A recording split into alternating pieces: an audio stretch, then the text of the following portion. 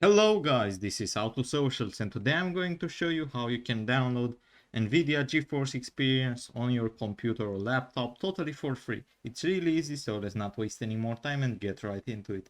So once you're on your web browser, what you need to do is just type in GeForce experience.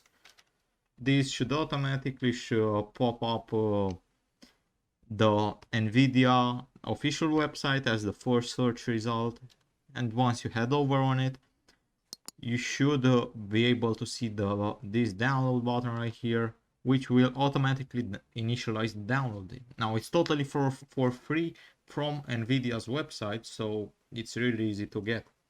Now we're going to click on it in order to initialize the installation process.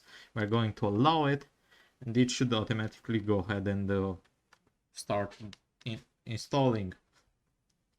Now you should use GeForce Experience if you have a nVidia GeForce Experience graphics card, because it will improve your gaming quality by downloading the latest drivers. You can also do screen recordings. You can see how much FPS you have while playing, and you just get a bunch of cool features.